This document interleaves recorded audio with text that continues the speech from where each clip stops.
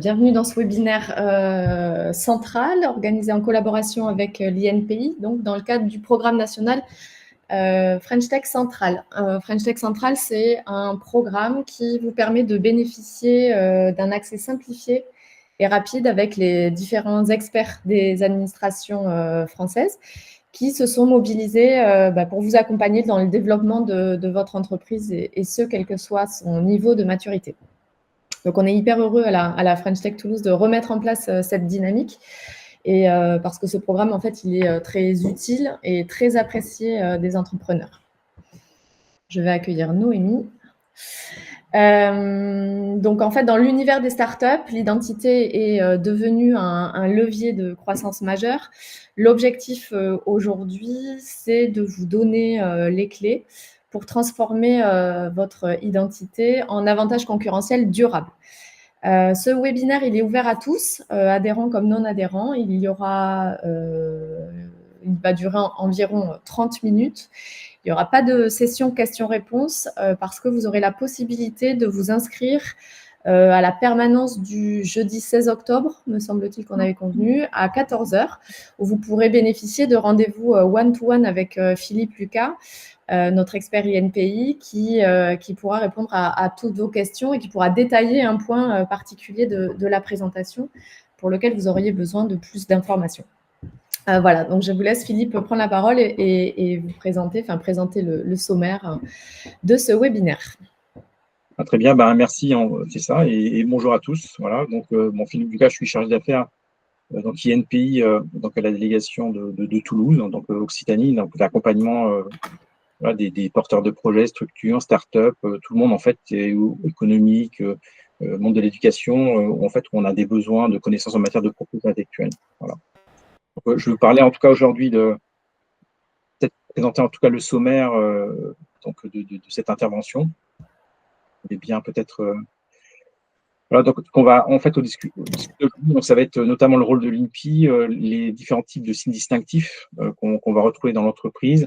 On va parler de la marque en pratique, comment ça se présente, quel est l'intérêt, pourquoi déposer une marque, les différents critères en fait des conditions de validité et disponibilité de la marque, les stratégies potentielles de protection, les risques en cas de contrefaçon, et aussi aujourd'hui, c'est vrai que l'utilisation en fait de l'IA permet en tout cas de se poser des questions justement sur les droits de propriété intellectuelle. Donc on va parler de l'IA qui est utilisée de façon très récurrente aujourd'hui avec des gros développements.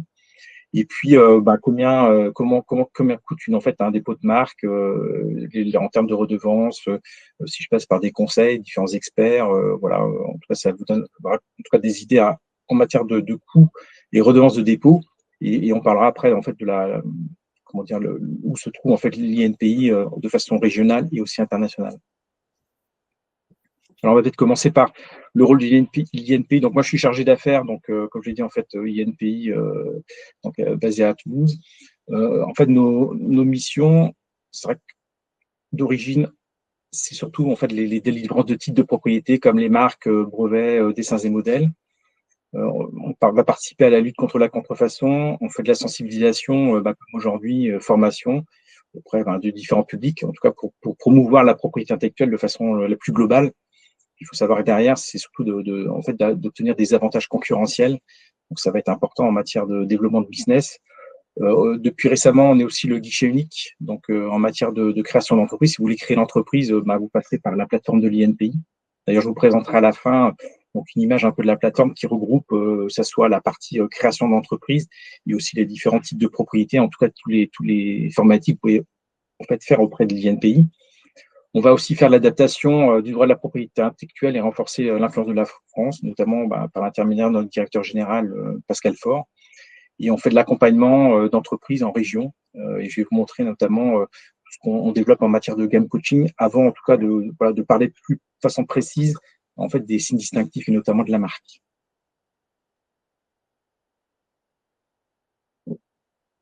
Alors, pour parler assez brièvement, l'accompagnement donc personnalisé, comme je vous disais, en fait, on est connu initialement, historiquement, pour la délivrance de titres de propriété comme les marques, brevets, dessins et modèles. Et puis aussi l'enveloppe solo que vous avez dû entendre parler. Bon, c'est pas un titre, c'est un moyen de preuve. Mais en tout cas, on fait de l'accompagnement et ça, faut le connaître parce que en fait, sur le terrain, on va vous accompagner sur des programmes, notamment de start-up, des pré-diagnostics qu'on peut réaliser, des passes pays, donc ces accompagnements financiers sur des thématiques. C'est-à-dire dès que vous allez en fait commencer à prendre le pied dans la propriété intellectuelle, vous verrez qu'il y a des besoins pour développer en fait votre projet, votre création, votre innovation, grâce à tous les outils de propriété intellectuelle. Donc du coup, nous, on va être là pour vous accompagner, pour vous faire prendre conscience, en tout cas, des leviers que sont, en tout cas, l'usage en fait de droits de propriété intellectuelle. Et donc, il y a tout cet accompagnement-là pour lequel vous pouvez avoir accès et qui est recommandé en fait que vous preniez contact auprès de nous pour pouvoir en bénéficier. On fait aussi des masterclass, une cartographie brevet. Donc après, moi, je vous recommande en tout cas de nous contacter en région pour savoir effectivement si vous êtes éligible à ce type d'accompagnement. Mais il faut savoir que ça existe et que c'est très, très utilisé et très, très pertinent, en tout cas pour le développement de l'entreprise. Voilà, en tout cas pour les accompagnements. Alors aujourd'hui, en tout cas, la thématique, c'était la marque. Et je vais commencer quand même par un petit rappel, en fait, ce qu'on appelle les 5 signes distinctifs, les 5 types de signes distinctifs, notamment pour une entreprise. Hein. Parce que souvent, on va faire un peu des confusions entre nom commercial, marque déposée. C'est quoi la différence? En tout cas, donc, il y en a 5. Hein. La dénomination sociale, c'est le nom qu'on donne à l'entreprise lors de l'immatriculation, comme vous avez un nom de famille, donc l'entreprise a un nom. Il peut y avoir aussi un nom commercial qui va être un nom qui peut être soit identique, soit différent. En fait, au nom, donc la dénomination sociale, ça va être plutôt le nom sous lequel en fait l'entreprise va être connue, voilà, vis-à-vis des clients. Vous avez l'enseigne qui est plutôt en fait un référencement géographique, voilà, de l'entreprise. Et aujourd'hui, dans le monde du numérique, vous avez ce qu'on appelle le nom de domaine Internet, donc qui est un moyen technique de localisation et d'accès aux pages web. Et le dernier signe distinctif, ce dont on va en tout cas développer le sujet aujourd'hui, c'est la marque, qui est un signe de ralliement, de fidélisation de la clientèle. Alors, on voit bien qu'il y a 5 signes distinctifs. En tout cas, les 4 premiers, c'est-à-dire que même si vous ne déposez pas de marque, vous avez comme une protection juridique, mais l'action, ça serait l'action dite en concurrence déloyale. Voilà, je ne vais pas rentrer trop dans le détail. Et donc, la marque, ça serait effectivement un droit de propriété intellectuelle, donc un monopole, et l'action, ça serait l'action dite en contrefaçon. D'accord? Donc, parfois, en fait, sur ces 5 signes, en fait, ça peut être le même nom, et souvent, on a intérêt, en tout cas, de déposer une marque, parce que ça vous confère un monopole, et ça, on va en parler dans les slides qui suivent. Donc, la marque en pratique. Alors, en fait, la marque, donc, c'est ce qu'on appelle, en fait, donc, j'ai repris comme la définition qui est juridique de la marque. Donc, déjà, c'est délivré par un office national. Donc, l'INPI, c'est l'office en France. Si vous voulez déposer une marque en France, c'est forcément par l'INPI. Sinon, il n'y a pas de dépôt de marque. Donc, un nom commercial, par exemple, c'est pas une marque. Il faut déposer, il faut faire un acte de dépôt auprès de l'INPI. Et c'est un signe. On verra différents types de signes. Je vais vous montrer depuis la loi Pacte, on a étendu en fait le champ de protection possible, en tout cas des signes distinctifs. Donc, ce type de représentation graphique servant à distinguer. Donc, il y a une notion en fait de distinction de votre activité par rapport à des produits ou services. Donc, ça, c'est important. Et ça peut être en fait déposé par une personne physique ou morale, ou même plusieurs personnes physiques ou plusieurs personnes morales. Ça veut dire aussi que parfois, on n'est pas obligé d'être une entreprise pour déposer une marque. On peut aussi la déposer, et ça peut être par sécurité, de le déposer en amont de la création de l'entreprise, donc d'avoir la marque déposée qui permet d'avoir un monopole et éventuellement d'interdire justement la création d'une société qui porterait le même nom, un nom de site internet, un nom de domaine, une enseigne, un nom commercial. Donc, en tout cas, une personne physique peut déposer la marque, n'est pas obligé d'être une société, ça peut être aussi une association, une fondation qui dépose une marque de fabrique ou de commerce. Alors, ça va vous conférer un monopole au niveau national pendant 10 ans. Donc, c'est quand même un droit de propriété intellectuelle pendant 10 ans qui est renouvelable indéfiniment. Donc, ça, c'est important de l'avoir en notion. C'est-à-dire que souvent, des droits de propriété intellectuelle, mais ça, je vais y revenir, les brevets, on parle de droit d'auteur, on parle de dessins et modèles, il y a des durées de validité.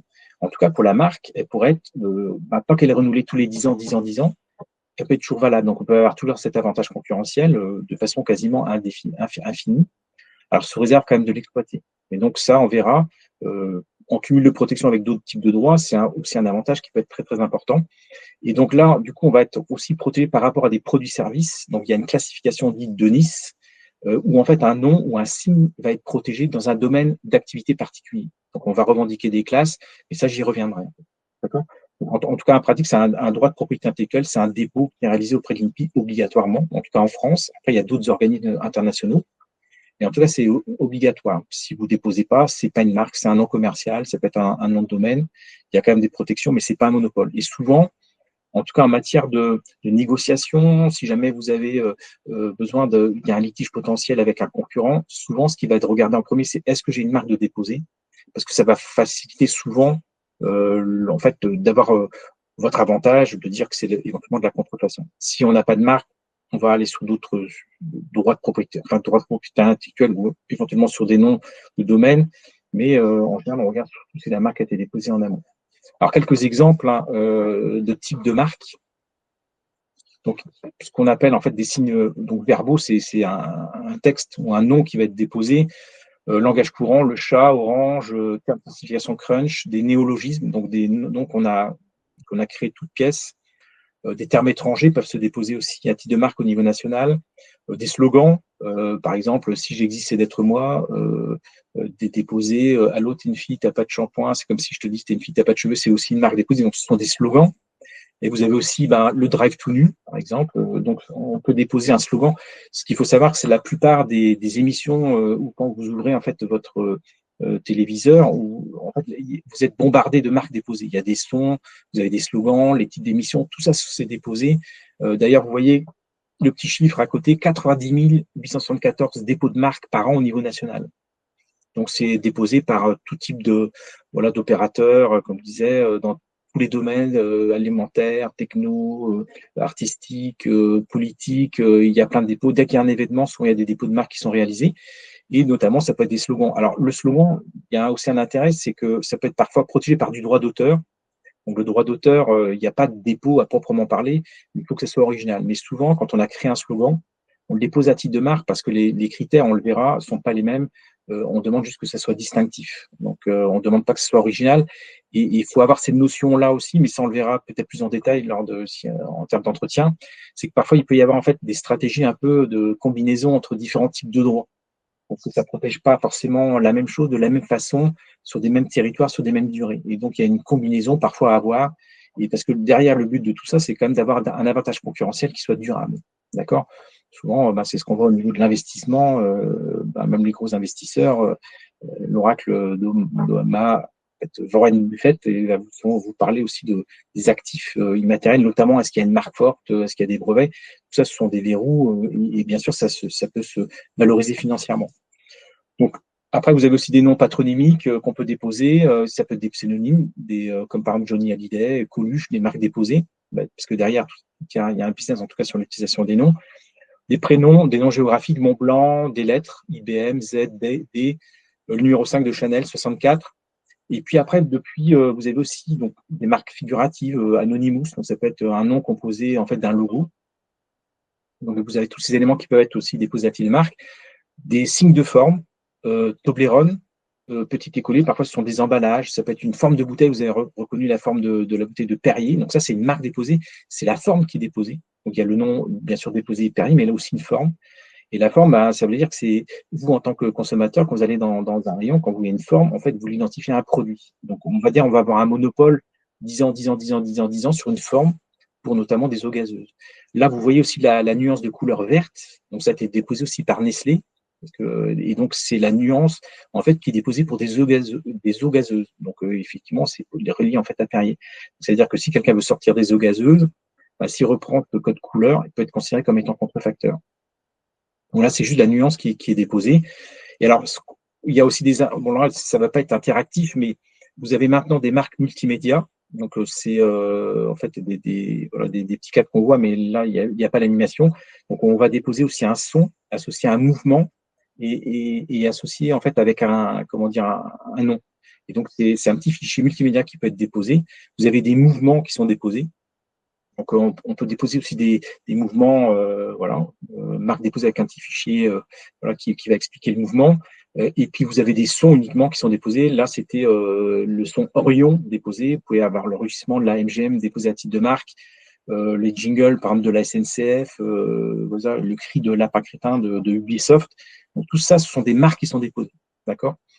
Et puis, vous avez aussi des marques hologrammes qui peuvent être déposées. Donc, il y a une multitude, en tout cas, de nouveaux signes déposables à titre de marque.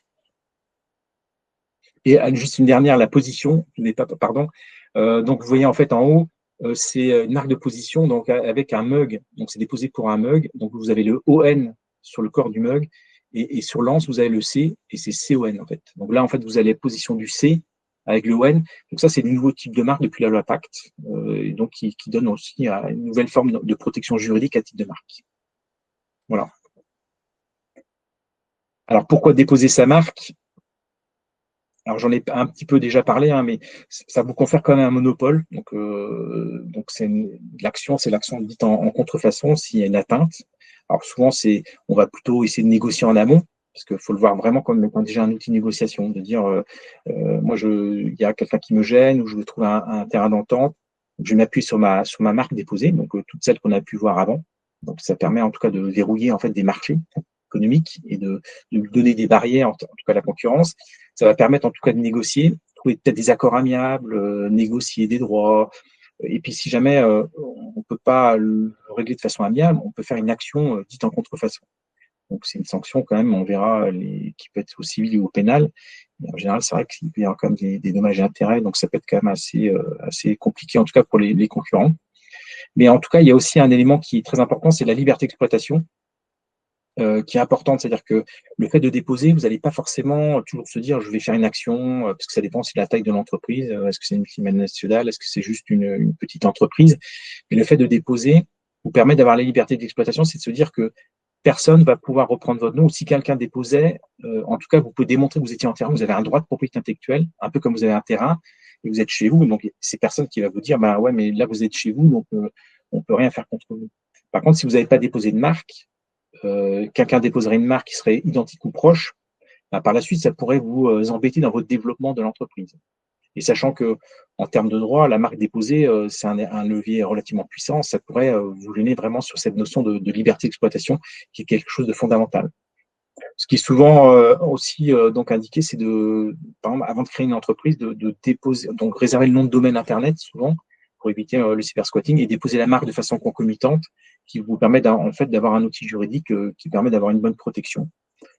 Ça peut aussi servir en matière d'apport en capital, parce qu'on va valoriser aussi financièrement la marque. Ça vaut combien?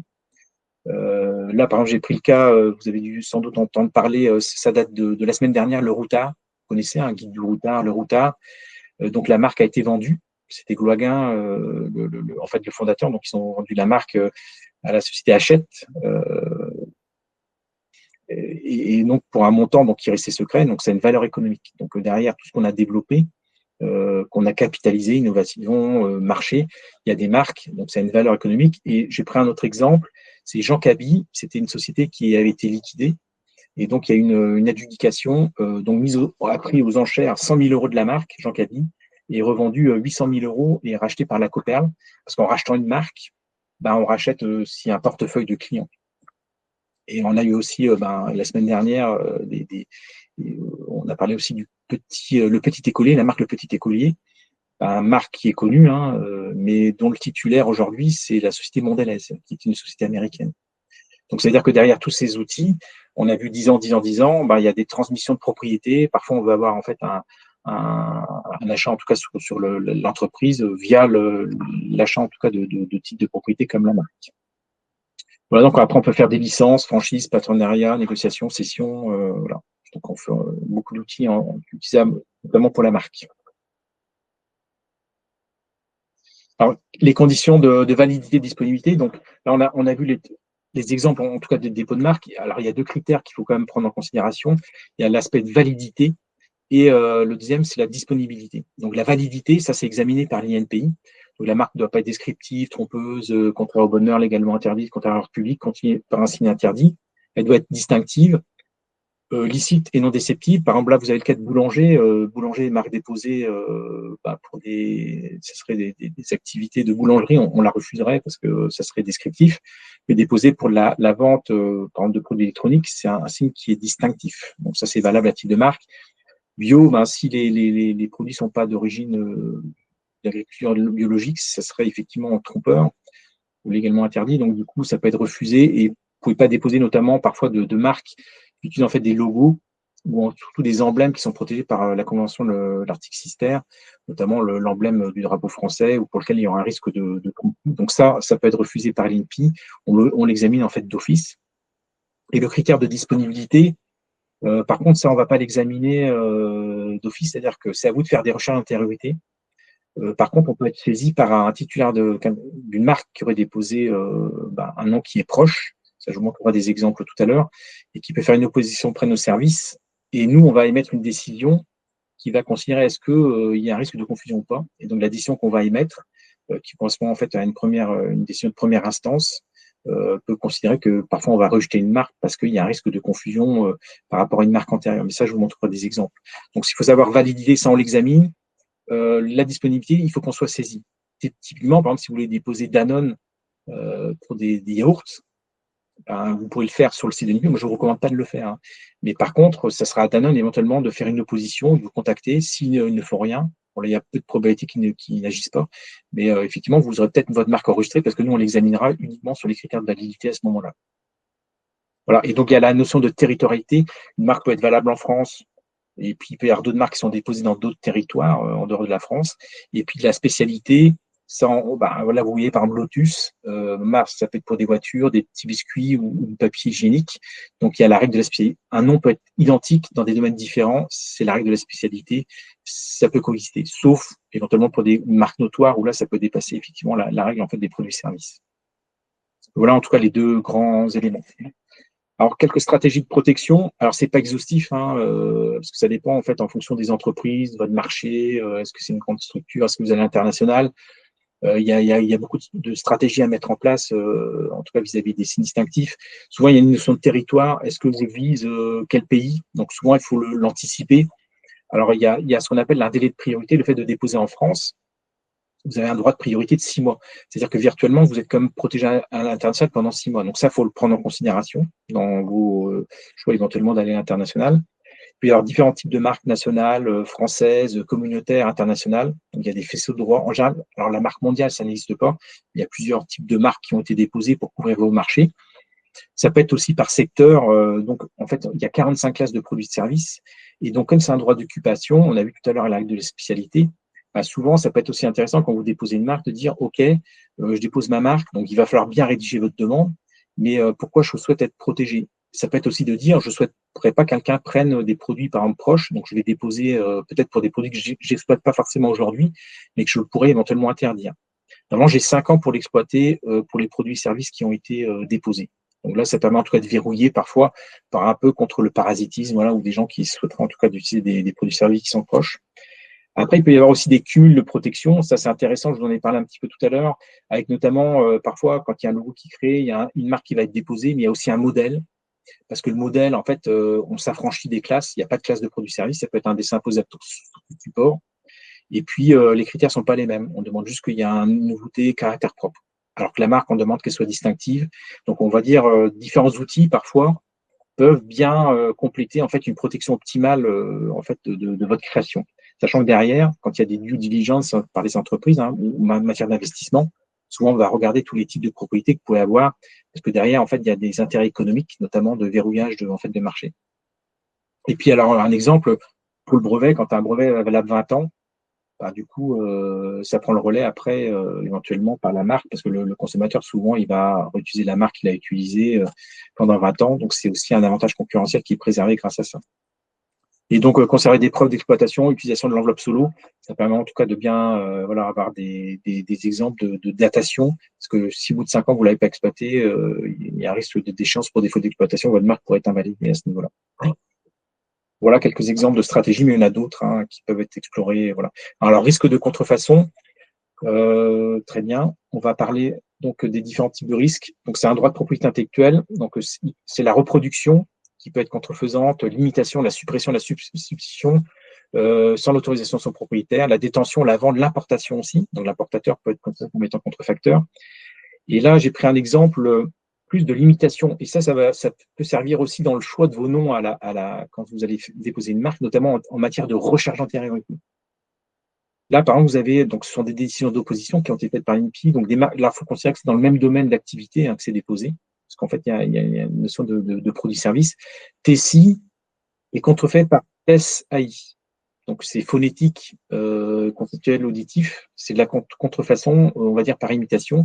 Vous avez DINAE, DINAIA, c'est aussi de la contrefaçon. Donc, par imitation, c'est pas de la reproduction, là, ce sera identique. Rabanne, donc, et en fait, imité par Fanny Raban. Donc, le fait d'avoir rajouté un prénom, c'est pas suffisant. C'est de la contrefaçon, donc dans le domaine, on va dire, tout ce qui va être prêt-à-porter. Et là, vous voyez la croix, donc c'est la croix des pharmaciens, donc qui est aussi une marque déposée. Et vous voyez Pharmaplanet, une marque déposée avec la croix. Donc là aussi, on a considéré que c'était de l'imitation, donc il y avait un risque de confusion. Donc alors j'insiste parce que ça veut dire que dans vos recherches d'antériorité, quand vous allez sur donc ça on en reviendra tout à l'heure sur la fin, c'est quand vous faites vos recherches, il va falloir faire des compositions phonétiques, intellectuelles, parfois et visuelles sur votre nom, parce que c'est ça qui peut prêter en fait à confusion.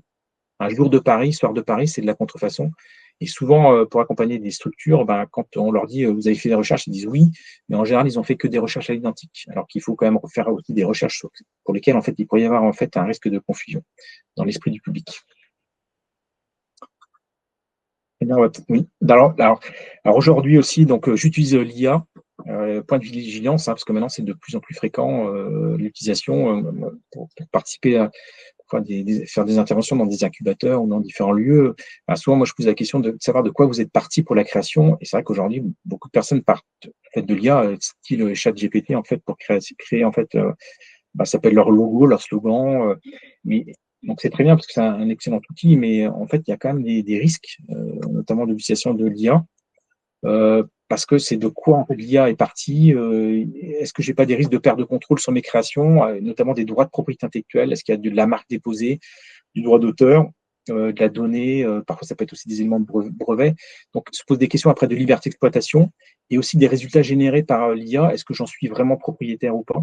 Est-ce qu'il n'y a pas des entorses à la propriété? Et est-ce que moi, je ne deviens pas contrefacteur? Parce que le fait d'insérer des éléments, peut-être que moi, le résultat, si je l'utilise, en fait, j'ai quand même des risques juridiques. Et donc derrière, en fait, sur la slide suivante, donc du coup, eh bien, alors voilà, c'est un peu schématique, mais entre le contenu, à la base, c'est de se dire, est-ce que moi je détiens les droits de propriété intellectuelle quand je vais lancer en fait un prompt? Donc est-ce que j'insère par exemple une image qui m'appartient, ou est-ce que c'est une image qui m'appartient pas, ou qui est libre de droit, parce qu'on se pose des questions, ou est-ce que je demande à l'IA directement de créer quelque chose de toute pièce? Donc, se pose des questions en fait des données d'entrée. Ça, c'est important. Après, c'est savoir l'IA que je vais utiliser, c'est quoi les conditions générales d'utilisation? Parce que ça, il faut bien les lire. Hein. Moi, à chaque fois que je pose la question, quand je dis, mais vous avez lu les CGU? En général, les personnes me disent non, on ne les a pas lus. Il faut les lire parce que ça a quand même un impact beaucoup, notamment la propriété et la responsabilité en fait du résultat. Donc ça, c'est important. Et puis, alors moi, j'ai une petite recommandation, parfois, c'est dans les pré-prompts ou prompts que vous allez utiliser dans l'IA. Souvent, il faut passer un peu de temps pour faire des prompts, donc des requêtes. Et notamment, alors c'est sans garantie, mais ça peut te dire, est-ce que dans ma création, justement, de limiter en fait l'IA dans l'usage en fait de données qui sont protégées par du droit de propriété intellectuelle. Donc, parfois, c'est de l'insérer directement dans le prompt. Au moins, ça peut permettre de limiter parfois un résultat qui serait dépendant de droit antérieur. Et donc, après, se pose la question, données de sortie, est-ce que je peux déposer une marque? Est-ce que c'est valable, disponible? Est-ce que c'est libre d'exploitation?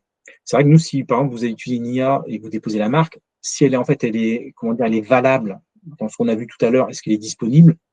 C'est pas gênant, même si elle a été créée par une IA en fait. Mais le risque qu'il peut y avoir, c'est qu'effectivement, l'IA, elle a créé peut-être les choses sur des droits antérieurs, comme on a vu, une combinaison peut-être de deux marques ou d'un slogan. Et là, on pourrait considérer qu'il y a peut-être effectivement de la contrefaçon par imitation, ou éventuellement une atteinte à du droit d'auteur. Donc ça, il faut faire très attention. De toute façon, c'est un excellent outil. Hein. Aujourd'hui, il est présent, donc on fait avec. Tout le monde, beaucoup de personnes l'utilisent. Mais en tout cas, il faut être quand même vigilant. Et c'est vrai, en tout cas, c'est un très bon outil. Et c'est vrai que si c'est en plus utilisé avec un expert qui s'y connaît, c'est vrai que ça peut donner des résultats qui sont quand même très, très intéressants. Donc là, voilà quelques points de vigilance, bien sûr, à avoir, notamment sur l'utilisation de l'IA. Alors, comment déposer ma marque? Alors, c'est vrai qu'il y a plusieurs façons de déposer. Hein. Alors, d'abord, moi, je vous recommande de faire des recherches d'antériorité. Alors, c'est pas obligatoire. C'est-à-dire que vous pouvez faire un dépôt directement sur le site de l'INPI, par exemple, sans faire de recherche. On ne va pas vous demander est-ce que vous avez fait des recherches. Maintenant, c'est quand même bien recommandé de le faire parce que du coup, ça peut permettre de limiter quand même les risques. Là, je vous ai mis quand même quelques axes, enfin quelques liens sur différents types de bases, et notamment aller sur le site de DataINPI. Donc, vous voyez en fait le petit écran. Faites des recherches d'après votre nom, aussi des critères phonétiques, intellectuels, visuels, si possible, un peu comme on a vu sur les cas notamment d'opposition, parce que c'est ça qui vous permettra de savoir est-ce que votre marque elle est potentiellement disponible ou pas. Après, vous pouvez utiliser aussi des troncatures. Il y a des façons de faire des requêtes. Vous voyez un peu plus large. Puis vous avez des recherches qui sont payantes aussi auprès de l'INPI. Ça commence à partir de 50 euros. Mais nous, on ne va pas analyser. On va vous délivrer un listing qui va considérer les marques qui sont les plus proches. Mais comment dire, examen peut être plutôt. Alors, ça va être l'occasion de parler en tout cas des professions, notamment de conseil en propriété industrielle ou des avocats spécialisés, parce que c'est un métier particulier. Parce que même si aujourd'hui vous avez des outils qui sont relativement simples pour faire des dépôts, des recherches, il y a aussi de l'expertise derrière. Et c'est vrai que souvent, c'est bien de passer par un avocat ou un conseil, en tout cas dans l'appréciation juridique du risque et de savoir comment déposer la marque. Et alors, comment déposer sa marque? Donc, je vous ai dit directement auprès du site de l'INPI. Donc là, vous n'avez que les redevances de dépôt. En dépôt, donc c'est 190 euros pour une classe et 40 euros par classe supplémentaire parce qu'il y a 45 classes. Donc ça, c'est valable pour 10 ans. Après, là, vous avez le tarif du renouvellement. Donc, directement auprès de l'INPI, soit vous pouvez passer aussi par une Legal Tech, parce qu'il y en a qui proposent voilà, de dire, voilà, vous déposez la marque, donc il rajoute une couche un peu en fonction de votre domaine, voilà, il va choisir un peu les classes et les produits-services. Donc, après, il y a un coût qui est afférent au service qu'il vous propose. Et puis, il y a aussi le fait de passer par un cabinet conseil ou un avocat spécialisé qui va faire des recherches, qui va étudier, qui va aussi choisir stratégiquement les produits-services. Qu'est-ce que vous déposez? Est-ce que le logo, le nom associé, en couleur? Il y a quand même des questions aussi qui se posent derrière le dépôt de la marque de façon stratégique. Ensuite, donc, vous pouvez faire des dépôts au niveau communautaire. Là, je vous ai mis, en fait, c'est un peu des exemples de coûts. 850 euros donc, pour une classe pour 10 ans. Là, ça vise 27 pays de niveau donc, marque communautaire. Et puis, marque internationale. Donc, il n'y a pas de marque mondiale. Marque internationale, c'est souvent une marque d'origine souvent qui a été déposée en France, pour laquelle il y a une extension, je vous l'ai dit, de priorité de 6 mois. Puis apparemment, on va viser des pays. Là, par exemple, j'ai un exemple, Canada, Chine, Japon, République des Corées, Maroc, Tunisie, USA. Pour une classe, c'est 497 francs suisses pour 10 ans. C'est un peu les ordres de grandeur. Mais là, c'est sans les honoraires. Ce sont juste les redevances de dépôt. Alors, si vous passez par des cabinets conseils qui vont faire des études, il y a des honoraires qu'il faut rajouter. En fait. Et puis, un petit encart, vous avez quand même des aides notamment auprès donc le IPO, le SMI Fund, il faut aller de temps en temps sur leur site parce qu'en fait, ils proposent des chèques, notamment pour les dépôts de marque, dépôts de brevets, pour en fait alléger en fait le coût des redevances de dépôt. Donc là, c'est vrai que je crois que les fonds, ils sont un peu épuisés assez rapidement parce qu'il y a une grosse demande, mais allez en tout cas sur le site de l'EIPO pour vos entreprises pour bénéficier en tout cas de ce type de chèque. Voilà. Et comment déposer ma marque? Je vous ai, il faut que vous créez, en tout cas, si vous allez sur le site de l'INPI, voilà, vous allez sur le portail. Vous voyez, il y a une partie création d'entreprise, marque en rouge, brevet, dessins et modèles, et puis aussi l'enveloppe solo. Donc là, vous avez accès à un portail. Votre dépôt, c'est vrai que la plateforme est relativement conviviale, en tout cas pour faire le dépôt. Il y a quand même deux façons de le faire. Il y a la façon qui est guidée, qui est assez basique.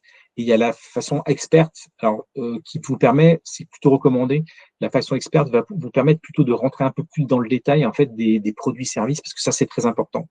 Parce qu'une marque elle n'est pas protégée pour le numéro de classe, mais vraiment pour la rédaction du libellé. Donc parfois c'est bien d'aller un peu en mode expert, de rajouter des produits-services selon la classification. Là, ça vous permet d'avoir parfois en tout cas une protection juridique qui peut être ad hoc. Et surtout, ça vous permet aussi, quand il y a un dépôt par exemple d'une marque qui pourrait être proche, le fait de choisir en fait les produits-services, ça permet de dire que là, du coup, il va y avoir une coexistence. Parce que si vous reprenez tout la classe de produits-services, parfois, vous pouvez être aussi dans le giron d'une marque antérieure. Donc, ça permet en tout cas parfois de différencier. Voilà, là, quelques liens utiles pour déposer la marque, pour aller plus loin, pour les connaissances sur les marques. C'est vrai qu'il y a quand même une technicité, même si en tout cas les outils aujourd'hui techniques vous permettent de déposer assez simplement en tout cas des signes distinctifs. Voilà, et puis là, on va finir par donc l'INPI en région et à l'international. Donc en fait, moi je suis basé sur Toulouse, on est 7 personnes donc sur Toulouse à gérer effectivement tout ce qui va être dépôt, accompagnement en tout cas des entreprises. Et puis donc dans d'autres régions, j'ai des collègues, des homologues en tout cas qui accompagnent. Alors il faut toujours prendre contact auprès de l'INPI. Alors il n'y a pas que forcément les sociétés, ça peut être aussi parce que vous êtes porteur de projet, décideur.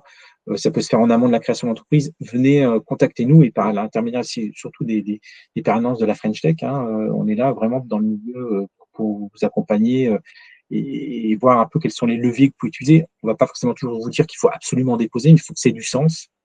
Il faut que vous sachiez pourquoi et surtout, il faut que vous ayez en fait cette notion de liberté d'exploitation et de savoir en fait est-ce que vous pouvez en fait développer des avantages concurrentiels grâce aux droits de propriété intellectuelle. Parce qu'il y en a d'autres, hein, base de données, brevets, dessins et modèles, droits d'auteur, secret de fabrique. Il y a plein de choses qu'on peut utiliser parce qu'après ça se négocie, ça se valorise. Voilà, il peut faire l'évaluation financière des actifs avant de faire des levées de fonds. Donc tout au long de la vie de l'entreprise, il y a quand même un intérêt de développer ses droits de propriété intellectuelle. Donc basé en région. Donc en tout cas là comme ça vous avez les liens et puis on va finir par l'INPI à l'international. On a aussi donc des homologues, enfin des collègues qui sont à l'international parce que bien sûr on a une vocation d'extension notamment des sociétés françaises de leurs droits de propriété intellectuelle à l'international sur leur marché. Donc on a des correspondants qui peuvent être en relation. Vous voulez aller justement, je sais pas, en Afrique du Nord, en Amérique, du coup vous pouvez être en relais en fait avec eux. Ils ont comme une bonne connaissance du tissu en fait local et parce qu'en fait parfois au niveau de droit de propriété intellectuelle il y a aussi un peu parfois des différences et puis des façons d'aborder effectivement la propriété qui peut être un peu différente. Donc ça peut être utile en tout cas de prendre contact avec eux, voilà, pour voir un peu les modes de protection d'usage en tout cas dans différents pays. Voilà en tout cas pour la présentation.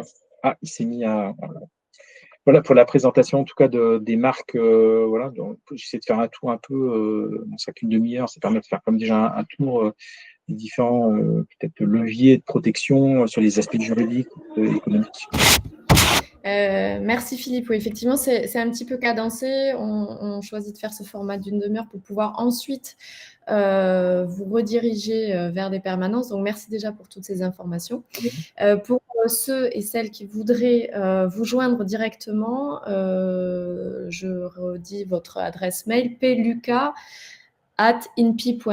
Évidemment, je vais renvoyer un email avec la présentation, si vous me permettez de la partager, puisqu'il y avait des liens utiles dessus, vos coordonnées. Et voilà, pour ceux qui voudraient aussi bénéficier de renseignements sur l'accompagnement spécifique de l'INPI. Et ce que je trouve très intéressant, c'est ce point de vigilance par rapport à l'utilisation de l'IA, si on l'a déjà utilisé ou en tout cas si on veut l'utiliser pour un dépôt de logo, de marque, etc. Peut-être voilà, se rediriger vers ces permanences-là pour pouvoir avoir aussi votre accompagnement là-dessus. Merci à tous pour votre attention. Le replay sera disponible, tout vous sera envoyé, replay, présentation et coordonnées de Philippe. Je vous invite aussi à vous connecter avec la French Tech Toulouse via LinkedIn, puisque vous aurez tout le détail des webinaires à venir, via aussi notre newsletter. Si vous souhaitez être inscrit, il faut nous envoyer un email ou nous contacter via LinkedIn pour s'inscrire. Comme ça, voilà, vous aurez toutes les dates et les prochaines thématiques des webinaires et des événements de la French Tech Toulouse. Ces webinaires, ils sont à l'attention, je le répète, de tous, adhérents ou non adhérents. Voilà, écoutez, je vous souhaite une bonne semaine. Je répète juste la permanence, Philippe, ça sera jeudi 16 octobre après-midi. Là encore, je vais vous envoyer le lien de connexion. Philippe, tout sera prévu pour le 16 octobre. Et il y aura aussi un rappel sur LinkedIn de la permanence pour que vous puissiez avoir aussi des rendez-vous. Donc, ces permanences, ce sont des rendez-vous en one-to-one pour adresser une thématique particulière de ce webinaire ou toute autre question sur l'accompagnement de l'INPI pour aider au développement, à la structuration, au dépôt de marque de la start-up. Excellente semaine à tous. À bientôt. Merci encore Philippe. On peut rester un petit peu pour débriefer. Et puis pour tous les participants, merci beaucoup d'avoir été disponibles ce matin. Bonne Merci à vous.